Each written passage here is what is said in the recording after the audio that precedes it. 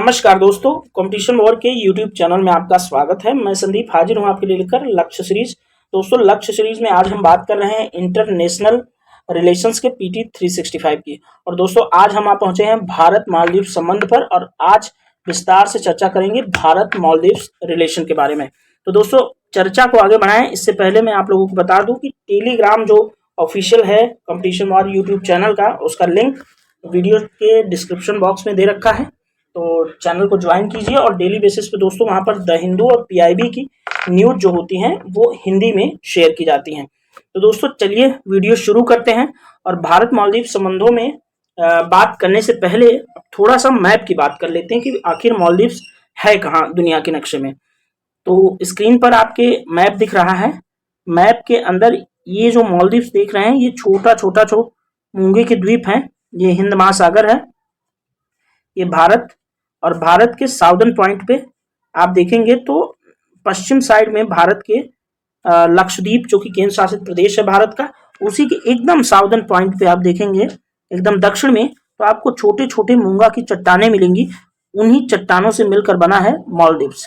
तो दोस्तों, मालदीव की राजधानी है माले और आसपास भी कुछ कंट्रीज हैं जैसे सेशल्स है और मॉरिशस यहाँ पर, और चागोस आइलैंड है दोस्तों, ये देख लेंगे, और ये आपका श्रीलंका। तो अब आपको मालदीव्स की नक्शे में स्थिति समझ आ गई होगी। और आइए फिर चर्चा करते हैं कि आखिर मालदीव्स और भारत के रिलेशंस सुर्खियों में क्यों रहे। दोस्तों, बात अगर सुर्खियों की करें तो भारत मालदीव संबंधों में सुर्खियां ये हैं कि हाल ही में भारत और मालदीव ने हिंद महासागर क्षेत्र में स्थिरता बनाए रखने के लिए साइबर सुरक्षा, आपदा प्रबंधन और सामुदायिक आवास आदि के क्षेत्र में 6 समझौतों पर हस्ताक्षर किया है। और अन्य हालिया घटनाक्रमों की बात करें तो दोस्तों, भारत ने ग्रेटर माले कनेक्टिविटी प्रोजेक्ट, जो कि माले मालदीव्स की राजधानी है, वहां पर विकास को लेके एक ग्रेटर माले कनेक्टिविटी प्रोजेक्ट है, उसके लिए भारत ने 100 मिलियन अमेरिकी डॉलर के लाइन ऑफ क्रेडिट ऋण को भी मंजूरी दी है भारत ने। ठीक है दोस्तों, तो जो ग्रेटर माले कनेक्टिविटी प्रोजेक्ट है उसमें भारत द्वारा वित्त पोषित एक अवसंरचना परियोजना है, यानी कि इंफ्रास्ट्रक्चर का प्रोजेक्ट है। और दोस्तों, यह माले को उसके नजदीकी जो द्वीप हैं विलिंगली, गुलहिफालू और थिलाफुशी से जोड़ेगा। दोस्तों, आपको पहले ही मैंने बताया कि छोटे छोटे मूंगा की चट्टानों पर ही पूरा मालदीव्स बसा हुआ है। तो मालदीव में ये आइलैंड नेशन होने की वजह से कनेक्टिविटी के लिए बहुत प्रॉब्लम होती है। तो ये ग्रेटर माले जो कनेक्टिविटी प्रोजेक्ट है, ये मालदीव्स के विकास में, वहां के लोगों की बेहतरी में मील का पत्थर साबित होगा। दोस्तों, दोनों देशों ने समुद्री क्षेत्र में क्षमता निर्माण के लिए भारत से क्रेडिट लाइन के साथ एक सुरक्षा सहयोग समझौते पर हस्ताक्षर किए हैं। और दोस्तों, मालदीव कोलंबो सिक्योरिटी कॉन्क्लेव का हिस्सा है और इसे भारत ने ही शुरू किया है, कोलंबो सिक्योरिटी कॉन्क्लेव को। दोस्तों, इस कॉन्क्लेव में श्रीलंका और मॉरिशस के साथ हिंद महासागर क्षेत्र में शांतिपूर्ण सहयोग की परिकल्पना की गई है। तो दोस्तों, ये रही सुर्खियां। आइए आगे बात करते हैं। तो दोस्तों, हाल ही में ही मालदीव के अड्डू सिटी में national college for policing and law enforcement का उद्घाटन किया गया है और इसे दोस्तों मालदीव में भारत की सबसे बड़ी अनुदान परियोजना के अंतर्गत स्थापित किया जा रहा है। तो दोस्तों, national college for policing and law enforcement का जो वित्त पोषण है वो भारत द्वारा किया जा रहा है और ये मालदीव में भारत द्वारा शुरू की गई वित्त पोषित सबसे बड़ी परियोजना है। दोस्तों, मालदीव के राष्ट्रपति इंडिया आउट अभियान पर प्रतिबंध लगाने का आदेश जारी किया है, क्योंकि दोस्तों मालदीव में 2 गुट है। एक वहां के लोगों का गुट है जो कि चीनी समर्थक है, चाइनीज समर्थक, और एक भारतीय समर्थक है जो कि काफी बड़ी आबादी है जो भारत को सपोर्ट करती है। तो हाल ही में जो मालदीव्स में चाइना के साथ में जो गुट थे, जो लोग चाइना को चाहते हैं कि चाइना का डोमिनेंस मालदीव में बना रहे, उन्होंने क्विट इंडिया यानी कि इंडिया आउट अभियान चलाया था, जिसमें मालदीव के राष्ट्रपति ने उस अभियान पर प्रतिबंध लगाने का आदेश जारी कर दिया है।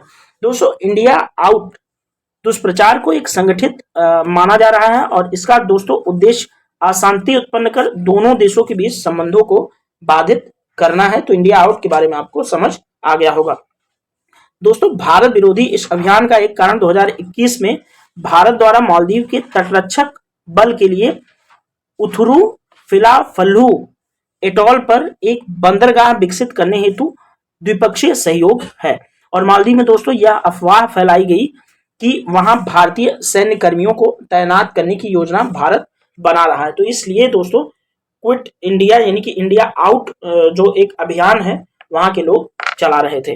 दोस्तों अब बात करेंगे भारत मालदीव्स के कुछ तथ्यों की, इनके संबंधों में जो कुछ महत्वपूर्ण तथ्य हैं जो ट्रेडिशनल पार्ट हो सकता है इस लेक्चर का, उस पर बात करेंगे। दोस्तों मैप आपके सामने खुलकर हाजिर है और मैप मैं पहले भी वीडियो की शुरुआत में ही मैं आपको मालदीव्स बता चुका हूं, मालदीव की हिंद महासागर में स्थिति, और एक बार फिर से देख लीजिए। ये है चागोस आइलैंड, मॉरिशस, सेशल्स। दोस्तों भारत और मालदीव संबंधों में बात करें तो भारत मालदीव का दूसरा सबसे बड़ा व्यापारिक भागीदार देश है। 2021 में पहली बार दोनों देशों के बीच द्विपक्षीय व्यापार $300 मिलियन का आंकड़ा पार कर गया था। और दोस्तों भारत जो है उसकी नेबरहुड फर्स्ट जो पॉलिसी है उसमें मालदीव एक विशेष स्थान रखता है। दोस्तों भारत की फॉरेन पॉलिसी में नेबरहुड फर्स्ट पॉलिसी जो इंडिया की विदेश नीति की है एक मजबूत पकड़ बनाता है भारत अपने आसपास के पड़ोसी देशों के साथ नेबरहुड फर्स्ट पॉलिसी के अंतर्गत। दोस्तों नेबरहुड फर्स्ट पॉलिसी को अगर आपको और अच्छे से जानना है तो इस वीडियो के डिस्क्रिप्शन बॉक्स में एक और वीडियो दे रखा है जो कि एनसीईआरटी का वीडियो है, जिसमें हमने नेबरहुड फर्स्ट जो पॉलिसी है उसको बहुत अच्छे से डिस्कस कर रखा है और उस पर एक ब्रॉड अंडरस्टैंडिंग हो जाएगी अगर आप वो वीडियो देख लेंगे। और साथ ही दक्षिण एशिया में भारत अपने रिलेशंस को कैसे सिमुलेट करता है, भारत अपनी स्थिति प्रेजेंस किस तरह से अपने जो आसपास स्थित अपने से कमजोर इकोनॉमी और सैन्य क्षमता वाले देशों के साथ सम्मान पूर्वक परस्पर संबंध बनाए रखता है, ये सारी बातें उस वीडियो में आपको समझ आएंगी। फिलहाल दोस्तों भारत और मालदीव की बात करें तो भारत और मालदीव ने मिनिकॉय द्वीप के राजनीतिक रूप से विवादास्पद मुद्दे को 1976 की समुद्री सीमा संधि के माध्यम से हल कर लिया था। और संधि के माध्यम से दोस्तों मिनिकॉय को भारत के हिस्से के रूप में मान्यता दी गई है। दोस्तों मिनिकॉय जो द्वीप है वह लक्षद्वीप का एक दक्षिणी हिस्से में स्थित द्वीप है और लक्षद्वीप दोस्तों भारत का केंद्र शासित प्रदेश है और मालदीव भी वहां से ज्यादा दूर नहीं है, उसके भी कुछ आइलैंड्स जो मिनिकॉय के आसपास पड़ते हैं। इसलिए मिनिकॉय को लेकर के भारत और मालदीव के बीच में कुछ दिक्कत थी जो कि अब सॉल्व कर ली गई है संधि के द्वारा। दोस्तों 2016 में भारत मालदीव ने रक्षा के लिए एक व्यापक कार्य योजना पर हस्ताक्षर किया था। दोस्तों 2016 में भारत और मालदीव ने रक्षा के लिए एक व्यापक कार्य योजना पर हस्ताक्षर किए। और दोस्तों सैन्य अभ्यास की बात करें तो एक्वेरियन नाम का एक सैन्य अभ्यास भारत और मालदीव की सेना के बीच संयुक्त रूप से आयोजित किया जाने वाला एक संयुक्त सैन्य अभ्यास है। एक्वेरियन को आप लोग याद रखना, एग्जाम के अंदर सैन्य अभ्यास देशों द्वारा जो किए जाते हैं खासकर भारत से उनको पूछ लेता है। तो एक्वेरियन आप याद रखना कि भारत और मालदीव के सेनाओं के बीच होने वाला एक संयुक्त सैन्य अभ्यास है।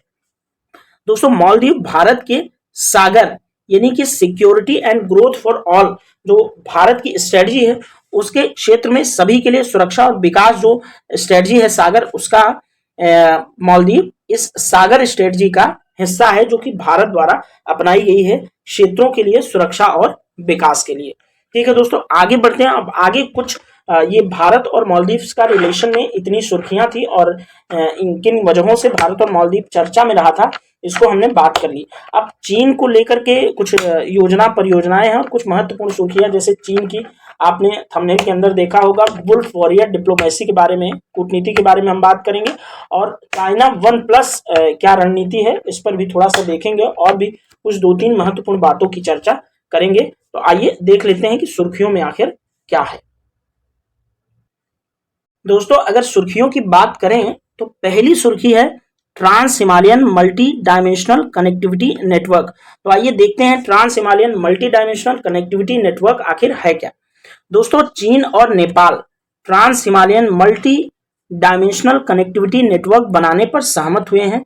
चीन और नेपाल जो है इस THMCN पर काम करने के लिए सहमत हुए हैं। तो आइए देख लेते हैं कि trans Himalayan multi dimensional connectivity network है क्या।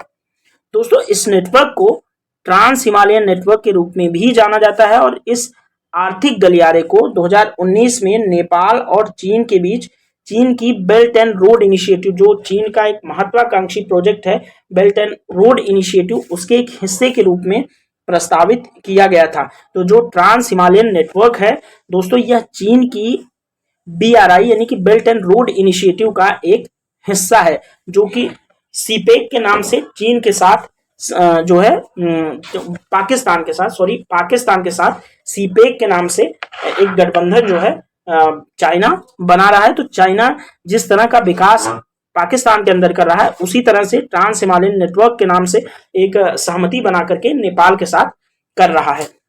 दोस्तों, इस गलियारे का उद्देश्य क्या है? आर्थिक उद्देश्य, जिसमें बंदरगाहों, सड़कों, रेलवे, विमानन और संचार कनेक्टिविटी को बढ़ाना है। और दोस्तों, THMCN जो कि trans Himalayan multi dimensional connectivity network है, उसका उद्देश्य चीन और शेष दक्षिण एशिया के बीच एकीकरण मार्ग प्रशस्त करना है। और इसके अलावा दोस्तों, इसके उद्देश्यों में सीमा नियंत्रण को मजबूत करना, आर्थिक विकास को बढ़ावा देना और चीन के तिब्बत स्वायत्त क्षेत्र के एकीकरण में भी सहायता करना शामिल है।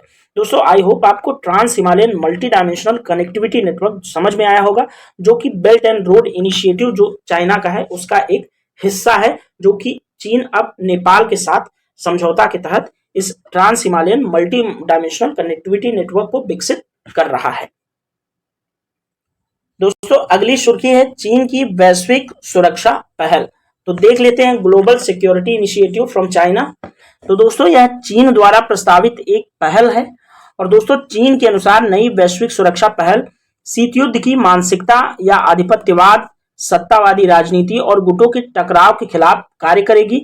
और दोस्तों, यह पहल संयुक्त राज्य अमेरिका की हिंद महासागर रणनीति, जो कि क्वाड, जिसका भारत भी एक हिस्सा है, क्वाड के अंदर दोस्तों भारत, संयुक्त राज्य अमेरिका, जापान और ऑस्ट्रेलिया शामिल हैं। और साथ ही ऑकस भी एक समूह है, जिसमें ऑस्ट्रेलिया, यूनाइटेड किंगडम, संयुक्त राज्य अमेरिका को प्रतिसंतुलित करेगा। यानी कि जो ये चीन की वैश्विक सुरक्षा पहल है, वह अमेरिका द्वारा दो गुट बनाया गया है। एक क्वाड, जिसमें भारत, संयुक्त राज्य अमेरिका, ऑस्ट्रेलिया और जापान है। दूसरा समूह है ऑकुस, जिसका ऑस्ट्रेलिया, यूनाइटेड किंगडम एवं संयुक्त राज्य अमेरिका जो है देश है। तो ये ऑकस और क्वाड को संतुलित करने के लिए एक रणनीति है चीन की, जिसको चीन नाम दे रहा है चीन की वैश्विक सुरक्षा पहल, यानी कि ग्लोबल सिक्योरिटी इनिशिएटिव।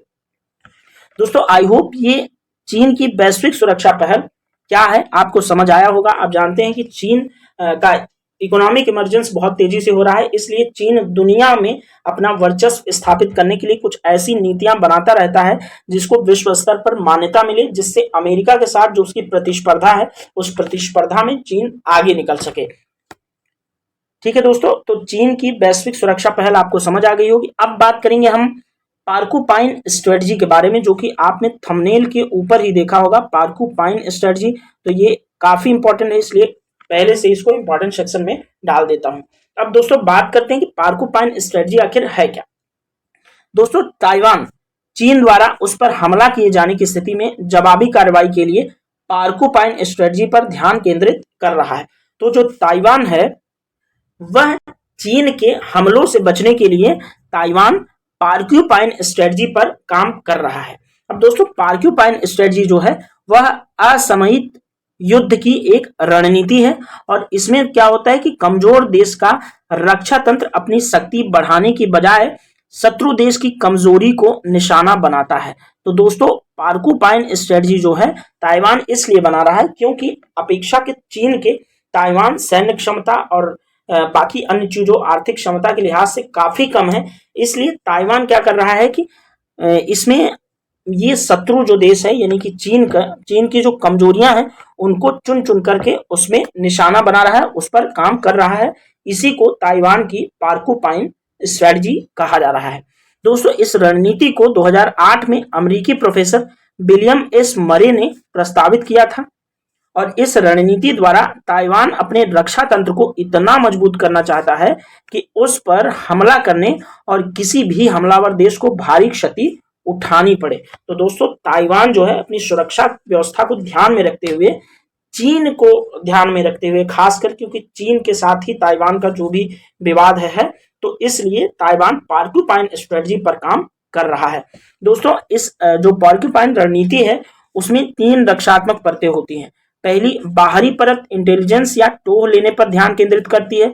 दूसरी परत समुद्र में गुरिल्ला युद्ध की तैयारी करती है और तीसरी परत में दोस्तों सबसे अंतिम परत यह होती है, इसमें क्या होता है कि द्वीप के भूगोल और जनसांख्यिकी पर यह निर्भर करता है। तो तीसरी रणनीति का तीसरा स्तंभ है जनसांख्यिकी और उसका ज्योग्राफी। ठीक है दोस्तों, तो पॉर्क्यूपाइन स्ट्रेटजी जो है आपको समझ में आ गई होगी। यह ताइवान जो है चीन से अपनी सुरक्षा के लिए अपना रहा है। आइए आगे बढ़ते हैं, देखते हैं दूसरी स्ट्रेटजी। दोस्तों अगला है मोस्ट इंपॉर्टेंट, चीन की wolf warrior diplomacy, wolf warrior कूटनीति। ये काफी पिछले दिनों न्यूज़पेपर वगैरह में चर्चा में रही थी, इसलिए दोस्तों बहुत ज्यादा इंपॉर्टेंट है। इसके पूछे जाने की सीधे सीधे एग्जाम के अंदर पूछे जाने की संभावना जो है काफी ज्यादा है। और वुल्फ वॉरियर जो तकनीक है, डिप्लोमेसी है, इसके अंतर्गत चीन किस तरह का काम कर रहा है अपनी सुरक्षा के लिए, उसको थोड़ा सा देख लेते हैं। दोस्तों चीन जो है, चीन ने राष्ट्रीय हितों की रक्षा हेतु चीन के राजनयिकों द्वारा आक्रामक तरीकों को उपयोग को वुल्फ वॉरियर कूटनीति का नाम दिया जाता है। चीन के जो राजनयिक होते हैं उनके जो स्टैंड होते हैं दुनिया की चीजों को लेकर के, चीन के सुरक्षा व्यवस्था को ध्यान में रखते हुए वो काफी एग्रेसिव होता है। तो इसलिए जो चीन के राजनयिकों की जो एग्रेसिवनेस है उसी को चीन एक वुल्फ वॉरियर कूटनीति का नाम देता है। समझेंगे थोड़ा सा और डीप में वुल्फ वॉरियर तकनीक को, कूटनीति को। दोस्तों वुल्फ वॉरियर कूटनीति जो है इसके तहत सोशल मीडिया सहित सार्वजनिक मंच पर आक्रामक, विरोधपूर्ण और शत्रुतापूर्ण कूटनीति का उपयोग किया जाता है। और दोस्तों इस कूटनीति में उकसाने वाले उत्तेजक शब्दों के साथ साथ आक्रामक कार्रवाइयां भी शामिल होती हैं। और दोस्तों चीन के दृष्टिकोण के अनुसार यह कूटनीति चीन और चीन के लोगों के प्रति विशेष रूप से अमेरिका सहित अन्य देशों द्वारा की जाने वाली अनुचित कार्रवाई के प्रति एक प्रत्यक्ष जवाबी कार्रवाई होती है। तो दोस्तों देखा आपने कि वुल्फ वॉरियर कूटनीति कितनी ज्यादा खतरनाक है चीन की, और इसमें ये सोशल मीडिया का भी मुख्य रूप से इस्तेमाल करते हैं। ठीक है दोस्तों, अब दोस्तों बात करेंगे हम लोग एक और रणनीति की, जो कि चाइना+1 रणनीति है। ये भी काफी चर्चा में रही थी, इसलिए इसको भी इंपॉर्टेंट सेक्शन में डालते हैं और इसकी चर्चा करते हैं। दोस्तों चाइना+1 जो रणनीति है, भारत चाइना+1 रणनीति के हिस्से के रूप में सेमीकंडक्टर विनिर्माण केंद्र के रूप में उभर सकता है। और दोस्तों चाइना+1 एक व्यावसायिक रणनीति है। याद रखना है आपको कि चाइना+1 जो है एक व्यावसायिक रणनीति है और इसके तहत कंपनियां केवल चीन में ही निवेश करने से बचने और चीन से अलग अन्य देशों में भी निवेश करने संबंधी रणनीति को अपना रही हैं। तो ये व्यावसायिक रणनीति है, कोई रक्षा से इसका संबंध या नेशनल सिक्योरिटी जैसा कोई पर्पस नहीं है। दोस्तों यह रणनीति 2018 में लोकप्रिय होना शुरू हुई थी और कोविड महामारी के प्रकोप के बाद इसे प्रमुखता मिली है। तो दोस्तों चाइना की +1 रणनीति और वुल्फ वॉरियर जो कूटनीति है ये बहुत ज्यादा इंपॉर्टेंट है और एग्जाम में इस तरह के सवाल जरूर से जरूर पूछे जाते रहे हैं और पूछे जाएंगे भी। ठीक है दोस्तों, तो आज के वीडियो में ये कुछ महत्वपूर्ण टॉपिक पर हमने चर्चा की।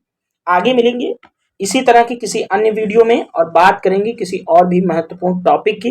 तब तक दोस्तों अगर आपको चैनल पर अपलोड की जाने वाली वीडियो अच्छी लगती हैं तो आप शेयर कर दिया करिए, कमेंट जरूर किया करिए, जिससे आपके जो महत्वपूर्ण सुझाव हैं उससे हम और ज्यादा आपके लिए काम कर पाएं। और दोस्तों वीडियो को पूरा देखा करिए, चैनल पर बहुत अच्छे अच्छे टॉपिक्स पर वीडियो बनाए गए हैं। और दोस्तों वीडियो को शेयर भी करते रहा करिए और लाइक जरूर कर दिया करिए और चैनल को सब्सक्राइब जरूर करें। ठीक है दोस्तों, मिलते हैं किसी अन्य वीडियो में, तब तक के लिए थैंक यू सो मच।